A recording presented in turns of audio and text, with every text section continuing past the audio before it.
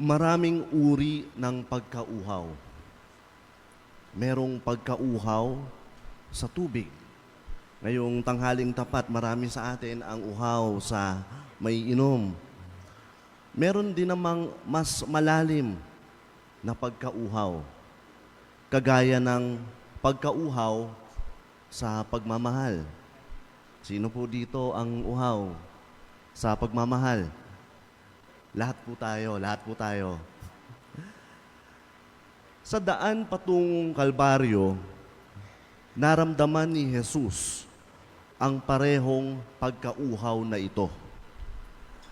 Lalo na noong hapon na siya sa pagbubuhat ng krus, hindi alintana ang mga sugat, pasa at dura ng mga taong nagpahirap sa kanya. Lalo na noong napahiyaw na siya, Diyos ko, bakit mo ako pinabayaan? Tunay na Diyos at tunay na tao, naramdaman ni Jesus ang pagkauhaw sa tubig, ang pagkauhaw sa pagmamahal. Pero ngayong Biyernes Santo, pag nilaya natin ang isa pang uri ng pagkauhaw, biktima ang marami sa atin, lalo na ang kabataan, ng pagkauhaw na ito, ang pagkauhaw sa atensyon. Ngayong panahon ng social media, sino sa atin ang ayaw ng likes and shares, subscribers and followers? Marami ang gustong sumikat. Marami ang gustong mapansin ng iba.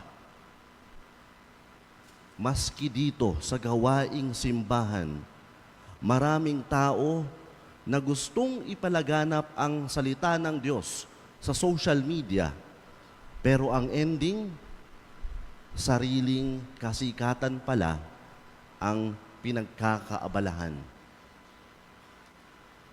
Nasasabi ko ito dahil ako man nahuhulog sa patibong ng modernong panahon. Halos 20 years na po akong journalist. At ngayon tumatawid sa mundo ng YouTube. Trabaho ko ang mangalap ng impormasyon, hanapin ang totoo, at ibalita ito sa tao. Teacher din po ako.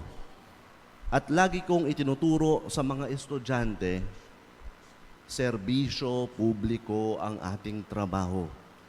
Hindi ito dapat panay ako. Pero hindi maiiwasan sa trabaho ng isang journalist na makilala ng tao. Bakit? Dahil sa bawat news report, nabubuo rin namin ang aming reputasyon. Nagiging credible, kapani-paniwala ang isang news report, hindi lamang dahil maganda ang pagkaka-research o pagkakasulat nito. Nagiging credible ang report dahil din credible ang mismong reporter.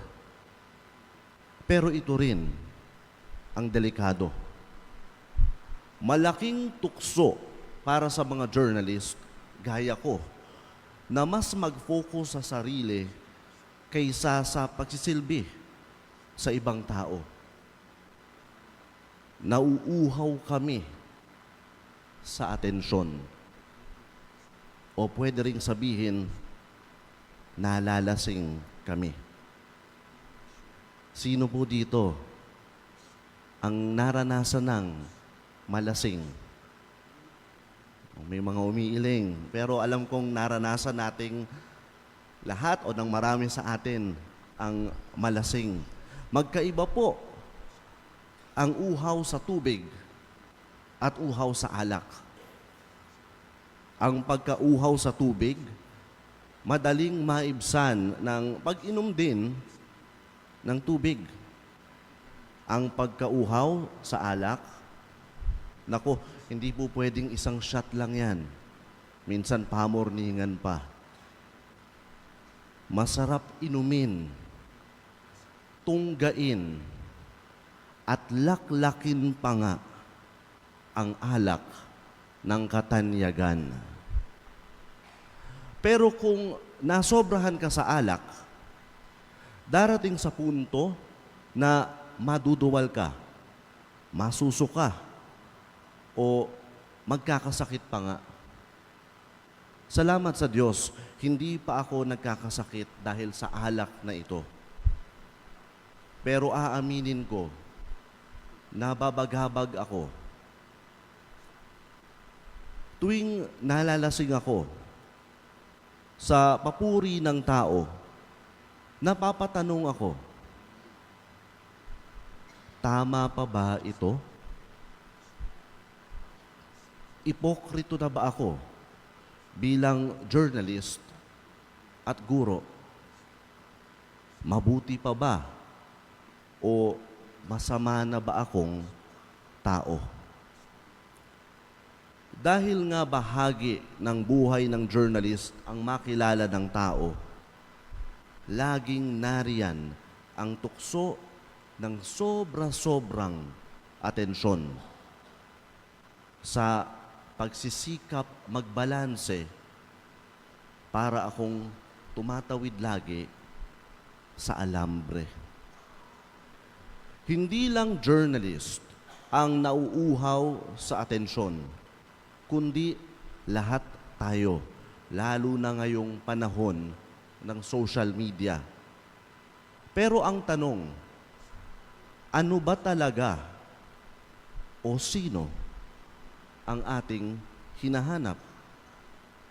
Minsan nauuhaw tayo, pero mali pala ang iniinom.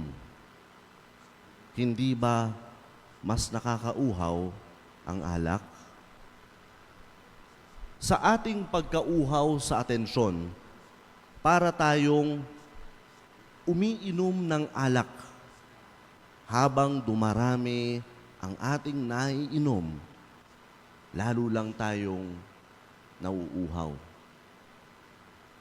Nalilimutan natin ang pangakong binitawan ni Jesus sa babaeng Samaritana sa balon.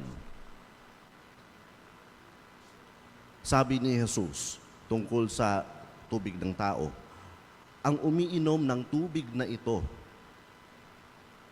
ay muling mauuhaw. Ngunit ang uminom ng tubig na ibibigay ko ay hindi na muling mauuhaw. Ito'y magiging isang bukal sa loob niya, babalong at magbibigay sa kanya ng buhay na walang hanggan. Bumalik tayo kay Jesus, ang tubig ng buhay, ang tanging pupuno sa ating pagkauhaw.